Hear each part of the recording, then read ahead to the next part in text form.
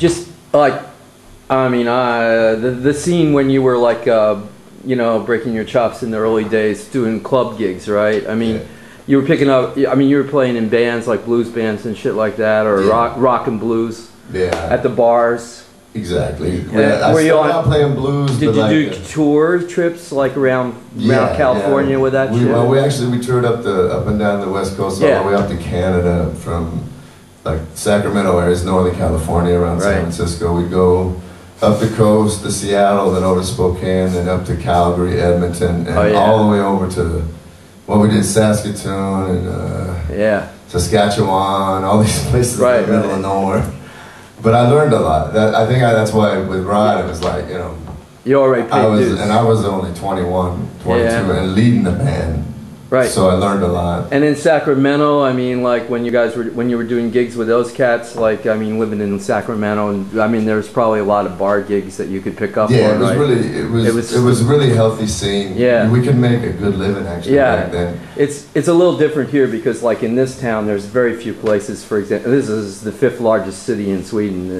There are very few places where you can get a gig in a club, you know? It's hard now, I think, in America the same way, because we were like, you know, there would be clubs that were really cool and everything's cooking, or there were Holiday Inns, there was all kinds of places, but now these kind of places, they might have DJs a lot of times, and no musicians, you know, so we were fortunate to have those, and there was a thing, it was before disco, I'm dating myself, but disco hadn't come along, and we'd play like blues, and we'd play some Stones, we'd play the Meters, we'd do whatever we wanted.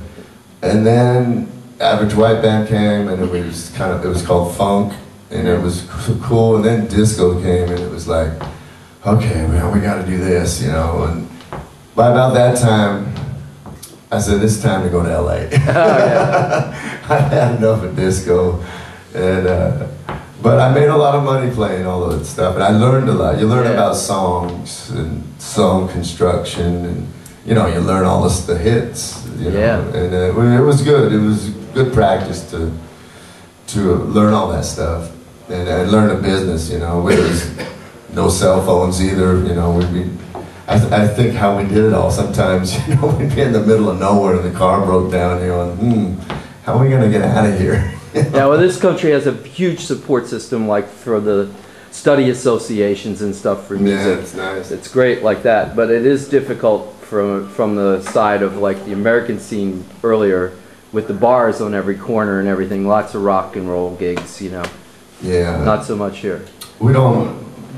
To my knowledge, I don't think there's anything like that to help young guys. If there is, I never knew about it. No, I never knew about it. But I think it's great. Yeah. You know. Yeah.